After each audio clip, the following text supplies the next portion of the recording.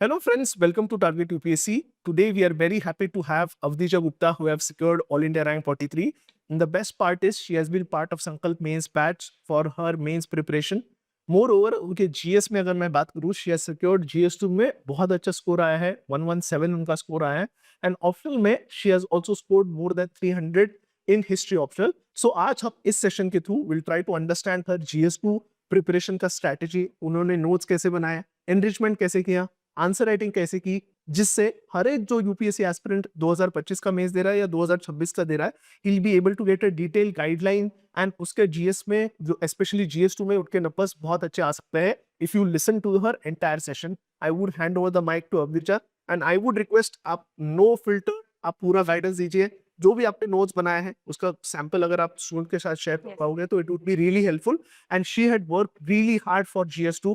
जब आप उनके नोट्स देखोगे, हर एक टॉपिक पर शी हैड जजमेंट्स, उन्होंने फ्लो चार्ट्स, उन्होंने डेटा, उन्होंने आर्टिकल्स याद किए हैं. क्योंकि हमने देखा है कि बहुत सारे स्टूडेंट जर्नलिस्टिक आंसर लिखते हैं and you have made a special attempt to enrich those answers. तो उस टॉपिक पर भी आप स्पेशल फोकस डालिए. I will hand over the mic to Abduja. Thank you Abduja. Thank you sir. So hi everyone. हमारा basic purpose इस session का ये था कि अगर जैसे हम एक मोनोलॉग की तरह बात करते हैं तो आपको क्लैरिटी नहीं आ पाती है कि किस तरीके से आंसर्स लिखने. So we would here we are intending to give you the entire structuring of your answers. जैसे राइट फ्रॉम द बिगनिंग की कंटेंट कैसे बिल्डअप करना है, आंसर राइटिंग कैसे करनी है, इनरिचमेंट कैसे करना है, और उसके बाद उसमें आप जो जो भी हम फॉर्डर्स की बात करते हैं कि जजमेंट्स, केस लॉज, ये सब करना है. तो आपका एक GS2 की होलिस्टिक प्रिपरेशन कैसे हो सकती है. And as we know GS2, GS3 ये मोस्ट डायनामिक पेपर्स होते हैं, बहुत चेंज होते रहते हैं. तो कौन कौन से फैक्टर्स को की इम्पोर्टेंस है इस पेपर में, उनकी हम बात करेंगे. And we will have some practical examples also. I have some screenshots from my notes also, जिसको मैं अच्छे से हाईलाइट करके आपको बताऊंगी. और हम कुछ क्वेश्चंस भी ले सकते हैं. We can talk about some PYQs also, जिनके ऊपर हम बात कर सकते हैं कि कैसे we have to move forward. So I really hope कि जहां आप 3-4 आंसर्स, 3-4 स्ट्रक्चरिंग पैटर्न्स ऐसे देख लें, और if you replicate that in your own answers, it would really help you to score good in GS2. We will start with content at first, कि content कैसे build up करना है. हम इसको 3 parts में रखेंगे. First part would be content, second would be enrichment, and third would be answer writing. और इसी में बीच में हम templates की भी बात कर लेंगे, because I think that's a hack which really worked in my favor. So I'll share it with you guys. So to begin with content. तो कंटेंट मैंने कैसे बिल्ड किया था, I would start with that. मेरा major source था reading newspaper daily. अब आप कोई भी अखबार पढ़ सकते हैं of your choice. I would suggest go with either the Hindu और Indian Express. I read Indian Express in this attempt. Previous attempts I read the Hindu. तो न्यूज़पेपर से आप जो भी पॉइंट्स अच्छे लगे वो आप उठा सकते हैं. सो दिस इज वेरी इंपॉर्टेंट, क्योंकि आपका एक GS2 इज वेरी डायनामिक, तो आपका एक फ्लो बना रहता है कि क्या करंट में चल रहा है उससे related. Second would be your basic books. अब जैसे प्रीलिम्स में हमने सबने लक्ष्मीकांत पढ़ी होती है, कुछ DD बसु पढ़ते हैं, जो भी. तो उसमें क्या होता है कि वो नॉलेज आपको यहाँ भूलनी नहीं है मेंस में, क्योंकि अल्टीमेटली जो आपके केस लॉज जो आपने याद किए हैं, आर्टिकल्स याद किए हैं, कुछ रिपोर्ट्स याद किए हैं, सब कुछ इस बुक में से वो अब आपको एक्चुअली यहाँ कोट करने के काम आएंगी. So lot of times we see that Laxmikanth is not sufficient for your mains obviously. तो प्रीलिम्स की वो नॉलेज याद रखिए, so that you can build upon that during your mains preparation. Third would be your, जो भी अगर आप classes ले रहे हैं, एंड योर पर्सनल नोट्स. तो इसमें क्या होता है ना, नोट मेकिंग करनी है. अब जैसे I was part of Sankalp mains batch here in Target UPSC. तो इसमें क्या होता है कि जो क्लासेस चलती हैं उसमें आपको हैंड रिटन नोट्स लेने हैं. आप जिस भी तरीके से नोट्स लें, हैंड रिटन नोट्स होने ज़रूरी हैं, क्योंकि जब तक आप उसको खुद अपने लैंग्वेज में नहीं लिखते, क्रिस्प फॉर्म में नोट्स नहीं लिखते हैं, तब तक आप उसको रिवाइज नहीं कर पाएंगे. And if you have not revised your notes properly, you won't be able to produce there. So here I have a question, Abdija, कि हैंड रिटन नोट्स के बिना एग्जाम मेंस एग्जाम क्लियर हो सकता है? क्योंकि बहुत सारे स्टूडेंट्स अभी भी बिलीव करते हैं कि कोई कोचिंग का इंस्टीट्यूट का नोट्स वो लेते हैं एंड उसी को पढ़ते हैं. So I tell all the aspects कि यार वो एक सोर्स हो सकता है, अल्टीमेटली आपको ही खुद के नोट बनाना है. So can you put a light on Yes. Your own hand written notes, how important were there in your Right. Preparation, specially वो GS and option? Right sir. So like sir said, और अभी भी मैंने just बोला कि notes बहुत important है, खुद के बने हुए, GS में भी और ऑप्शनल में भी. ऑप्शनल की भी बात हम बाद में चर्चा करेंगे उस पर अगर जैसे अभी GS2 की बात करें तो मैंने स्क्रीनशॉट्स लिए, I think yes it's visible. So I will just give you a sample of how hand written notes are very very important. अब देखिए, अगर आपने मार्केट से कोई NGO के ऊपर नोट्स खरीदा, तो वो एक प्रॉपर स्ट्रक्चरिंग उसकी करी कराई मिलेगी जो कि सेम होगी, हर कोई वही लिख रहा होगा, तो how is it going to add uniqueness to your answer, समझ रहे हो आप? तो अगर आप चाहते हो कि आपका डिफरेंट रहे, तो जैसे इसमें हम बात करें एनजीओज पे, तो इन दिस पोर्शन मैंने जैसे शॉर्ट में लिखा है कि एनजीओज के क्या क्या फीचर्स है। तो it is a self govern body, public purpose होता है, नॉन प्रॉफिट होता है, नॉन स्टेट होता है। तो ऐसे 4-5 वर्ड्स यहाँ लिखे हैं। अब क्या, अगर आपने इसको एक टैब्यूलर फॉर्म में, ग्राफिकल फॉर्म में देख लिया है कि ये 4-5 वर्ड्स हैं, तो जब आप वहाँ एनजीओ की डेफिनेशन लिखने जाएंगे तो आपके दिमाग में 4-5 वर्ड्स आएंगे। अब हम 4-5 वर्ड से एक डेफिनेशन तो बना ही सकते हैं। सो this is how it becomes concise. Similarly examples, जैसे यहाँ एक लिखा है, एक तो डेटा लिखा है 3.4 million NGOs registered in India. तो ये डेटा आप इंट्रोड्यूस इसी से कर सकते हैं कि एनजीओज की इंडिया में क्या तादाद है, कितने हैं रजिस्टर्ड, अनरजिस्टर्ड। देन ये एक सर्च एनजीओ का एग्जांपल है, सर्च एनजीओ ऑफ गढ़चिरौली, अभय बांग जी का। तो ये this is also very good example, ये अखबारों में भी मिलता है। I got your in class notes only. तो ये तो इससे ये सब फायदा होता है कि अगर ये सब एनजीओ, जब आप एनजीओ का पेज खोले, आपके सामने डेटा आ गया, आपके सामने एक एग्जाम्पल आ गया, आपके सामने डेफिनेशन के कीवर्ड्स आ गए। तो अब 3-4 चीजें आपने कर ली, तो वहां जब आंसर लिखेंगे तो आपने इंट्रोडक्शन दिया, फिर आपने बॉडी में जो भी आपने पॉइंट्स अपने लिखे हैं बॉडी के भी पार्ट्स में देख सकते हो एडवांटेज। हाँ जी, तो अगर उसकी भी बात कर लेते हैं कि जैसे अब जैसे सपोज एनजीओ पे कोई भी क्वेश्चन आया, लेट्स इमेजिन कुछ ऐसा क्वेश्चन आया कि इंडिया में NGOs, how are NGOs good in India, में भी चैलेंजेस कैसे पोज कर रहे हैं वो, ठीक है। Let's imagine this is the question, so your intro part can easily B कि इंडिया में 3.4 मिलियन एनजीओज रजिस्टर्ड है। Now comes your body part. Body में एनजीओज के एडवांटेजेस लिखने कि एनजीओज कौन कौन से किस तरीके से फायदेमंद होते हैं। तो यू कैन राइट इजीली कि उनका वर्किंग मैकेनिज्म फ्लेक्सिबल होता है, दे हैव एक्सपर्टीज। जैसे कि गवर्नमेंट में there are so many departments and they are not able to, if they are not at all able to focus on one department particularly, so sometimes NGOs work hand in hand with government to provide expertise। फिर वैसे ही उनका commitment होता है, दे experiment freely, क्योंकि वो गांव-गांव जाते हैं, जगह-जगह they experiment freely with the people. तो आप ऐसे एडवांटेजेस लिख सकते हैं। Then there is issues with NGO. अब हमारे क्वेश्चन का जो हमने एक इमेजिनरी क्वेश्चन लिया, उसका नेक्स्ट पार्ट था कि what are the issues with NGO. So these are the issues कि थोड़ा फंड्स का क्रंच रहता है, ह्यूमन रिसोर्स का क्रंच रहता है, क्योंकि वहाँ पे नहीं अच्छी मिलती है, तो बहुत सारे लोग काम करना नहीं चाहते हैं। सो वो रहता है। फिर overlapping function, lot of time they come in conflict with the administration also. तो इस तरीके के हम थोड़े बहुत इसके ड्रॉबैक्स दे सकते हैं। Now comes your way forward. तो बॉडी में हमने एडवांटेजेस लिखे, फिर ड्रॉबैक्स लिखे। Now comes your way forward, क्योंकि always remember in which ever paper it is, you have to give a positive way forward. अगर आंसर की एंडिंग नेगेटिव रहेगी तो एंडिंग के दौरान एग्जामिनर मार्क्स देता है, तो उस समय एक नेगेटिव इंप्रेशन जाएगा that you are a pessimistic person, ठीक है। तो इसलिए way forward would be positive. तो जैसे मैंने एग्जांपल दिया, ये सर्च एनजीओ का हमारे पास यहाँ एग्जांपल रेडी है। तो वे फॉरवर्ड में हम लिख सकते हैं जैसे सर्च एनजीओ बहुत अच्छा काम करता है, उस तरीके से this is one classic example of how NGOs can utilise their human resource and economic resources in such a manner so as to bring a positive impact in the society. और फिर आता है कंक्लूजन। तो conclusion में आप लिख सकते हैं, यहाँ 2-3 और चीजें एग्जांपल है, जैसे ये है।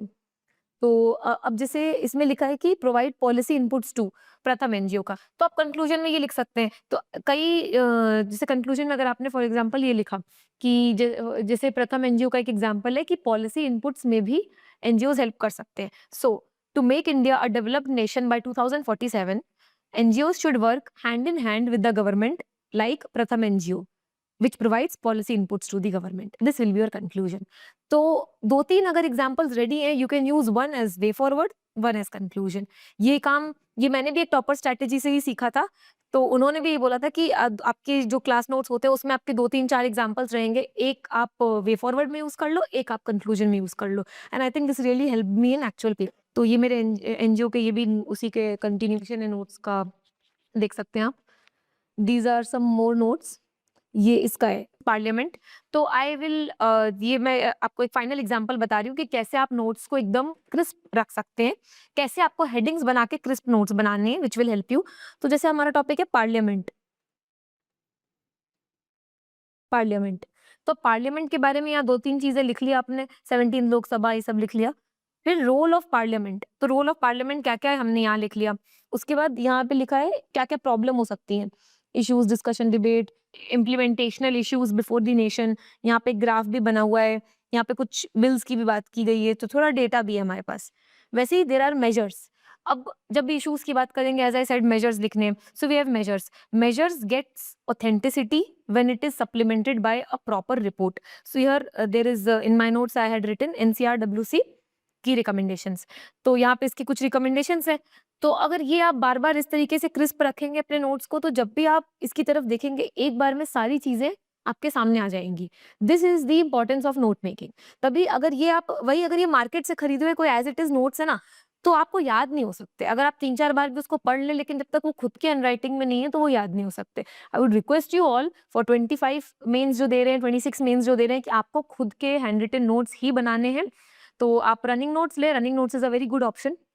उसके बाद फिर यहाँ पे जैसे एक फ्लो चार्ट भी बना हुआ है कि पुअर पार्लियामेंट्री फंक्शनिंग होती है, तो उसकी वजह से पुअर लॉज रहते हैं, उसकी वजह से लोगों के trust on democracy comes down. तो उससे क्या होता है, वोटिंग परसेंटेज भी डाउन हो जाता है। There is a rise of trends of this pressure groups in the society, क्योंकि जब लोग अपना वोट नहीं कर रहे हैं, they have lot of grievances against the government, so this will rise pressure groups and non-state actors also sometimes, it gives a rise to them also.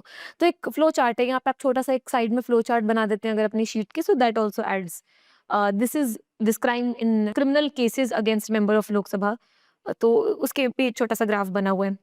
so this was my major motive कि आपको किस तरीके से अपने notes को structure करना है। तो अब हम आगे चलते हैं।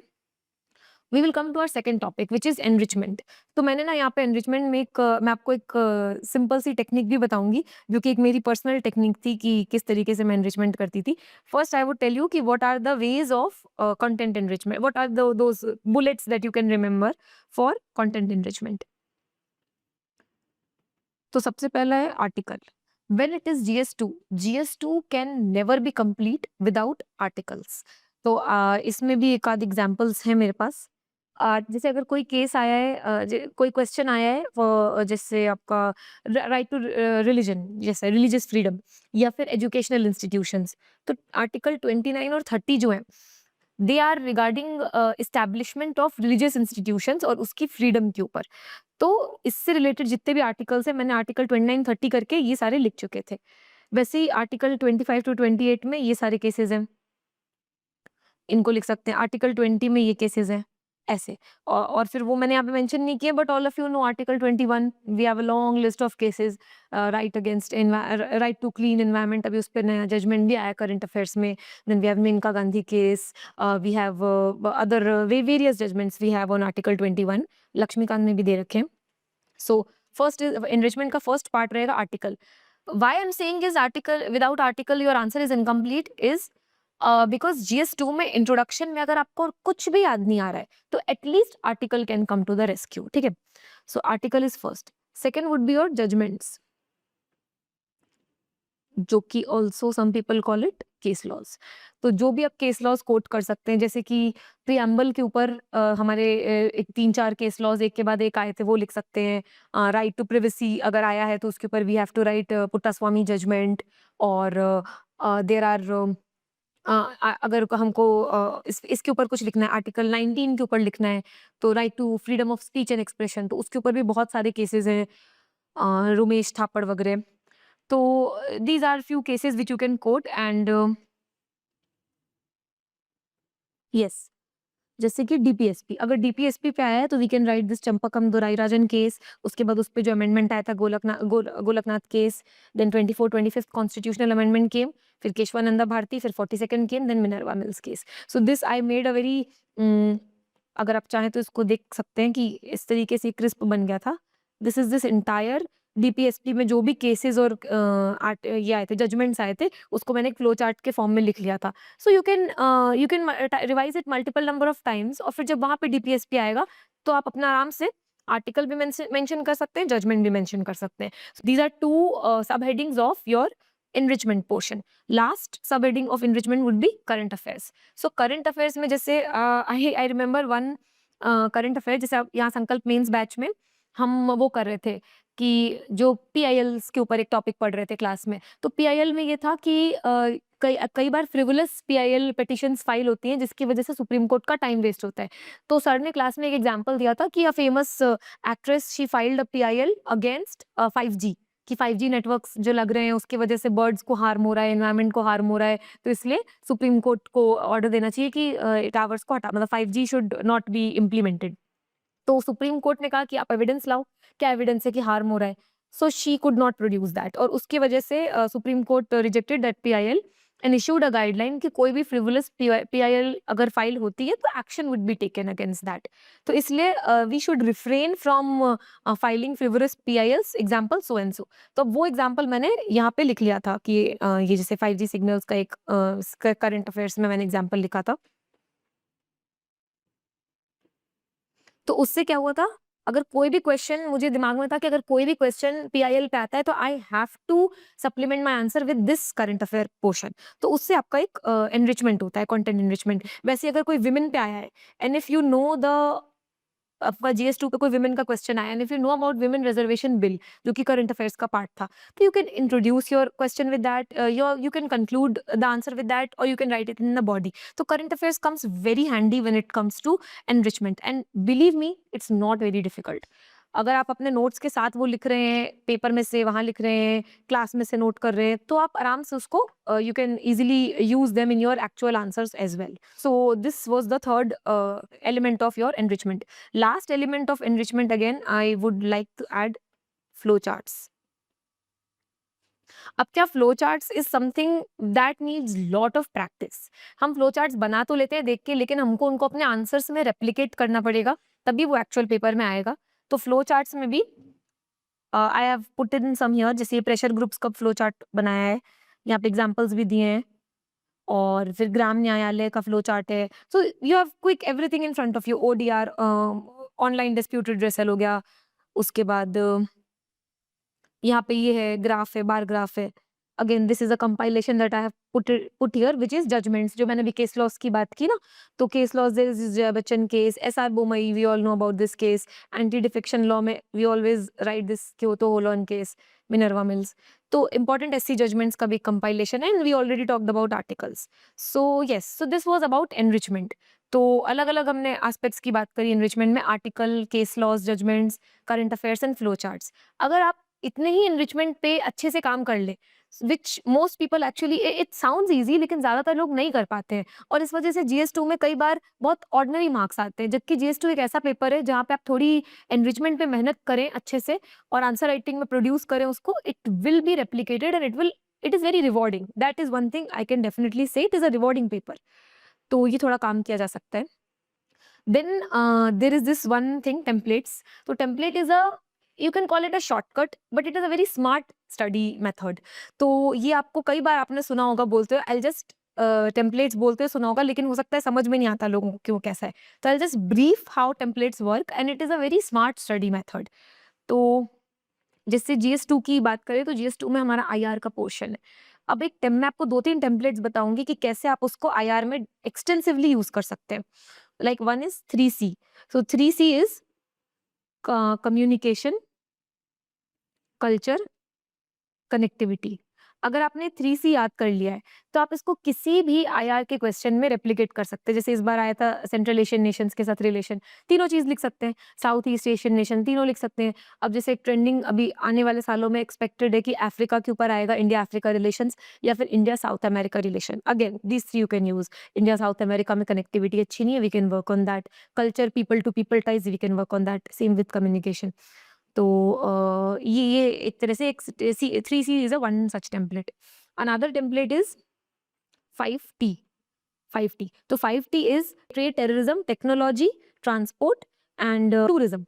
टेररिज्म एक ऐसा है कि हम टेररिज्म के ऊपर एंटी टेरर ऑपरेशंस उस कंट्री के साथ कंडक्ट कर सकते हैं, टूरिज्म पे काम कर सकते हैं, ट्रेड पे हमको करना ही है काम, टेक्नोलॉजी है, और एक और चीज थी ट्रांसपोर्ट। तो again connectivity, transport, similar things. तो 5T ये भी आप किसी भी, अगर इसको याद कर लो तो आप अलग अलग लैंग्वेज में किसी भी IR के आंसर में लिख सकते हो। So these are templates. Then there is another topic, governance. GS3 में एक और टॉपिक होता है गवर्नेंस। तो गवर्नेंस के लिए भी बहुत अच्छे अच्छे टेम्पलेट्स हैं। जब भी गवर्नेंस में ऐसा कोई क्वेश्चन आता है ना कि जहाँ पे एक्चुअली गवर्नेंस के कोई भी क्वेश्चन में आप PYQ उठा के देख लेना, you have to write about way forward लिखना है कभी भी, ठीक है? तो वे फॉरवर्ड नहीं, पहले हम चैलेंजेस की बात करते हैं। यस, अगर गवर्नेंस में हमको चैलेंज लिखना है कि इस सो एंड सो चीज़ में क्या चैलेंज हो रहे हैं, ऑलवेज राइट 2 पॉइंट्स व्हिच, मतलब इनको आप याद कर लो, ये हर गवर्नेंस के क्वेश्चन में आएँगे। Legal challenges, infrastructural challenges. अगर ये 2 चीज़ याद कर लो तो ये आपके सारे गवर्नेंस के आंसर में यूज़ हो सकता है चैलेंजेस पार्ट में। चैलेंजेस। वैसे ही अगर ऐसी ऐसी चीज़ है कि वे फॉरवर्ड कैसे करना है, तो वे फॉरवर्ड अब इसको लोग रैट करके याद कर लेते हैं या फिर टीएआर या आरएटी। तो it is like responsibility enhance करनी है, अकाउंटेबिलिटी एनहांस करनी है और ट्रांसपेरेंसी लानी है। तो ये दिस इज़ अगेन मतलब यू कॉल इट न्यूमोनिक और व्हाटएवर, लेकिन ये सब टेम्पलेट्स बोलती थी मैं in my governance answer, my IR answers. तो मैंने यहाँ पे शेयर भी कर दिया, यू कैन सी टेम्पलेट्स ये। जैसे आईआर के ये सारे टेम्पलेट्स हैं, गवर्नेंस के ये हैं। हाँ, एक और यहाँ पे ही देख लीजिए, पीपल, अगर पीपल से रिलेटेड कोई क्वेश्चन आया गवर्नेंस में, पीपल के ऊपर कैसे काम किया जाए, तो उसको 2 पार्ट्स हमेशा लिखने हैं, स्किल और स्केल। क्या? स्किल एनहांसमेंट करना है लोगों का, जैसे कि हमारा प्रधानमंत्री कौशल विकास योजना, विश्वकर्मा योजना। तो स्किल एनहांस करना है और स्केल एनहांस करना है, मतलब number of personnels should be increased. Again, कोई भी गवर्नेंस का क्वेश्चन है, there is always under staffed population in that body. तो स्केल इंक्रीज करना है, स्किल इंक्रीज करना है। प्रोसीजर में 3E3 हम जानते हैं, efficiency, economy and effectiveness, system challenges, reforms, powers and functions में we all talk about account autonomy and accountability. So this was about templates. I really hope कि templates वाला portion आपको help किया हो।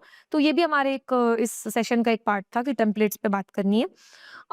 थोड़ी आंसर राइटिंग पे भी बात कर लेते हैं। Answer writing is this last leg of our session today. तो आंसर राइटिंग में introduction and conclusion is very very important, क्योंकि कई लोग कहते हैं कि अगर इंट्रोडक्शन नहीं लिखे, कुछ दिमाग में नहीं आया, छोड़ दें क्या, या खत्म करते करते कंक्लूजन छोड़ दें क्या। तो आई वुड से कि ये एक तो मेरी तो क्लास में प्रैक्टिस हो गई थी, like Sankalp mains batch was good with regard to this, क्योंकि वहाँ पे आपको जब जो कोई टॉपिक खत्म होता है तो लास्ट में कंक्लूजन थोड़ा सा बता देते हैं, 2-3 तरीके के ऑप्शंस दे देते हैं कि कंक्लूजन ऐसे ऐसे लिख सकते हो। तो मैं आपको कुछ चीजें बताती हूँ जिस तरीके से आप अपना इंट्रोडक्शन कंक्लूजन लिख सकते हैं। इंट्रोडक्शन लिखने का चलो पहले इंट्रो की बात करते हैं, then we will talk about conclusion. Introduction लिखने का बेस्ट तरीका है, मतलब आई थिंक अगर आप सब इसको नोट कर लें तो अच्छा रहेगा, क्योंकि this will be in front of you. तो जब भी आप अपनी आंसर राइटिंग करें, you can always refer to these methods of introductions and these methods of conclusions. GS2 में you can always start with a quote, जैसे कि अगर आर्टिकल 356 पे कोई क्वेश्चन आया है, so you can start with that, doctor Ambedkar said that this article 356 would be a dead letter. So this is one good introduction that you can give. वैसे ही quotes, और Pandit Jawaharlal Nehru also said that parliament is an institution which makes the democracy vibrant, ऐसा करके उनका एक parliament के ऊपर बहुत अच्छा कोट था। तो पार्लियामेंट पे कोई क्वेश्चन आए, so we can quote him. Local self government पे कोई क्वेश्चन आए, so we can quote Mahatma Gandhi ji. उन्होंने कहा था कि when Panchayati Raj institutions will be established, governance can do what violence can never do. तो PRI का कोई क्वेश्चन आए तो we can quote Gandhi ji, ऐसा। तो one way of starting your introduction, giving your introduction is quotes. दूसरा तरीका हो सकता है करंट अफेयर्स। रिसेंटली न्यूज में कुछ आया, again I will give reference to women reservation bill, कुछ विमेन पे क्वेश्चन आया, we can talk about women reservation bill, अभी अभी आया था, which is a very positive step in the right direction. Then we can always give article, and we can articles is something, जैसे finance commission पे question आया, immediately start that article 280 of the Indian Constitution emphasize finance commission and its importance. तो अगर आपको कुछ और innovative सा सूझ नहीं पड़ रहा है तुरंत, go for an article. Article is the safest option. It will be scoring as well. Then last is judgments.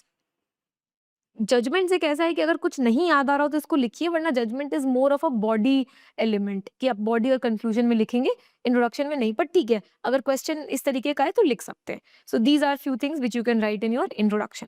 Conclusion के लिए मोस्ट इंपॉर्टेंट इज रिपोर्ट्स। तो रिपोर्ट्स में हम जानते हैं कि सरकारिया है, सेंटर स्टेट रिलेशन की, पोची कमीशन है, देन लॉ कमीशन रिपोर्ट्स हैं बहुत सारी। I will give one example, citizen charter. तो ARC, second ARC are very good again lot of candidates think कि एआरसी को नहीं पढ़ना चाहिए, बहुत बड़ी होती है। मत पढ़ो आप, मेरे को भी बहुत लेंदी लगती थी, but you go for the summaries. अगर कोई कोचिंग समरी दे रही है, समरी ले लो, मार्केट से उठा लो, या फिर वो रिपोर्ट्स, ऑथेंटिक रिपोर्ट्स में भी लास्ट में समरी होती है, मतलब उसकी, तो वो समरी में से निकाल लो। तो सेकंड एआरसी में एक चीज थी, सिटीजन चार्टर के ऊपर एक बहुत अच्छी चीज लिखी थी कि सिटीजन चार्टर के वे फॉरवर्ड क्या थे। तो उसमें एक लिखा था कि citizen charters should have land banks with them. अगर उनके पास लैंड बैंक्स रहेगा तो वो उसको मोनेटाइज करवा करके वो पैसा यूज कर सकते हैं। सेकंड था कि citizen charters should be there in all the urban local bodies. तो उससे क्या होगा, जो लोग अर्बन लोकल बॉडीज में वोटिंग परसेंटेज इतना कम होता है, तो जब सिटीजन चार्टर रहेगा तो लोगों को मोटिवेशन रहेगा कि यार हम अपने रिप्रेजेंटेटिव से क्वेश्चन पूछ सकते हैं। So they will be motivated to vote also and take interest in the cities administration also. So ये सिटीजन चार्टर के ऊपर मैंने 2-3 सेकंड एआरसी की रिकमेंडेशन याद कर ली थी, and I actually wrote that. Citizen charter पे क्वेश्चन भी आया था, तो मैंने एक रिकमेंडेशन तो लिखी थी वहाँ। तो इस तरीके से आप रिपोर्ट्स याद कर सकते हैं। रिपोर्ट्स आप कहीं से भी ले सकते हैं, कोई भी आप कोई टॉपिक डाल के उसके आगे यूपीएससी डाल दें गूगल पे, और जो भी रिपोर्ट्स आती हैं just have a compilation with you and quote them extensively in conclusion. क्योंकि कई बार वे फॉरवर्ड जब समझ में नहीं आता है तो reports are very handy. One is your reports, second is as I said judgments, case laws हमको यहाँ लिखने में काम आते हैं, and last would be a positive way forward. कोई करंट अफेयर्स का एग्जांपल दे सकते हैं। I will give you one example. Mines and minerals act का जजमेंट थोड़े दिन पहले आया था, हो गया काफी टाइम। तो वो जैसे न्यूज में था, it gave more powers to the state to to earn money if they are granting mines on lease to the companies. तो वो जो मनी वो स्टेट गवर्नमेंट अर्न कर रही है, they can invest it on the people who are displaced, they can invest it for creating jobs, human resource development. तो ये आप वे फॉरवर्ड, जैसे अगर सैंड माइनिंग का कोई क्वेश्चन है, पूरा हमने लिख लिया, लास्ट में ये लिख लिया कि स्टेट को ज्यादा पावर्स मिली, so it is very beneficial in their favour, क्योंकि वो it can further create a trickle down effect, वो बाकी लोगों को इफेक्ट को हेल्प करेगा, it will help citizenry of the state. So this is a current affair portion, जो कि अगर आपके पास रेडी है तो आप इसको वे फॉरवर्ड में लिख सकते हैं। सो दीज वे फॉरवर्ड और कंक्लूजन में लिख सकते हैं। So these are few things which you I think you should note down, तो आपके पास हैंडी रहेगी कि इंट्रोडक्शन कैसे होगा और कंक्लूजन्स में कौन कौन से तरीके हैं जो आप लिख सकते हैं। फिर this again I have made one sub heading of notes and summarising it, but I think I have already said that basically it is nothing but notes of notes. तो जैसे आप नोट्स एक बार बनाते हैं, अब वो क्या होगा कि कई बार हम इतने डिटेल्ड नोट्स बना लेते हैं कि वो अपने आप में एक नई किताब रेडी हो जाती है, तो वो रिवाइज तो नहीं कर सकते। तो नोट एक बार बनाएं और उसके बाद जब उसको 2-3 बार रिवाइज कर ले, और जब फाइनली एग्जाम नजदीक आ रहा हो तो आप सिर्फ उसकी समरी पढ़ें, मतलब आप उसको और शॉर्ट करते जाएं। जैसे आपने for example representation of people's act का 6-7 पेज का नोट्स बनाया है, तो ये मैं अपना खुद का एग्जांपल दे रही हूँ, ये मेरे साथ हुआ था। 6-7 पेज के नोट्स थे वो। अब मुझे ऐसा था कि इस पे कोई क्वेश्चन आएगा तो मुझे बिल्कुल क्रिस्प चाहिए। तो बाद में क्या हुआ कि वो 6-7 पेजेस के जो नोट्स थे, उसमें हर में से जो इम्पोर्टेंट और भी इम्पोर्टेंट है उसको भी हाईलाइट किया, उसको भी सर्कल किया, and I brought everything down to 1 page. मतलब एक हेडिंग, उसके बाद छोटे-छोटे 1 वर्ड 3-4 पॉइंट्स, फिर एक हेडिंग, फिर 3-4 पॉइंट्स। तो बिल्कुल मेंस के आप मान लो 15-20 दिन पहले तक मेरे पास रोपा 1950-51 के सिर्फ 1 पेज के नोट्स थे।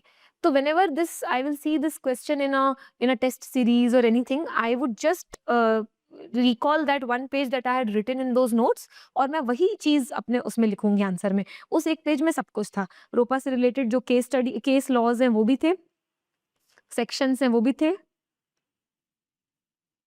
और जो भी इसके क्लॉजेज़ हैं, basically everything that this ROPA has, I had all of that compiled in 1 page. तो yes, so basically that was it from my side. मतलब मुझे आपको ये बताना था। एक लास्ट मैं आपको टिप देना चाहूंगी जो मैंने यहाँ लिखी थी एनरिचमेंट में, मैंने एक यहाँ सिंपल वे करके लिखा था, because that is one trick of remembering. तो मैं क्या करती थी, जैसे कई बार हमको डेटा फैक्ट्स ये सब याद नहीं रहते हैं, so I use to do is कि व्हाट्सएप ग्रुप्स जो होते हैं, तो हमारे सबके व्हाट्सएप ग्रुप में लास्ट एक ऐसा कोई अकाउंट होता है ना जिसमें हम सिर्फ खुद होते हैं, मतलब खाली we have made that account कि हमको जो एक्स्ट्रा पीडीएफ डालना है, ये डालना है, वो डालना है, वो उस ग्रुप में रख सके। So I use to send voice messages to that group in my own voice of course, कि जो भी मैंने डेटा याद किया, जैसे अभी हमने देखा 3.4 million NGO registered in India, अब ये याद नहीं हो रहा है, तो I would just put that, मतलब वॉइस मैसेज स्टार्ट किया और मैंने बोल दिया कि 3.4 million NGOs are registered in India, stop. 3-4 second का है। अगर मैंने उसको 3-4 बार भी दोबारा सुन लिया, कभी भी whenever I am not feeling like studying, I am eating, तो उसको ध्यान से अपना ऑन करके सुनती रहती थी। तो मुझे ऐसे में बहुत सारे फैक्ट्स हो गए, बिल्कुल टिप्स पे याद हो गए, बहुत सारे केस लॉज़ हो गए जो कि याद हो गए, डेटा हो गया जो कि तो those actually came very handy, last में सब याद रहते थे। उसको जब याद रहने लगे तो उसको आंसर राइटिंग में भी यूज़ किया, टेस्ट में भी यूज़ किया, तो एक्चुअल पेपर में भी यूज़ हुआ। So this is one this voice message is one method that really helped me. You can also try this once, try this out अगर आपको हेल्प करे तो, but it's a good way, it's a very enriching way, a trick of remembering. This was my personal way. So this was mostly it from my side. I would like to conclude this session. I really hope it help और मैं आपको साथ अपना वो भी देना चाहूँगी, history of अभी ये तो हमने GS2 के लिए डेडिकेटेड रखा था session, and I would write my Telegram channel here.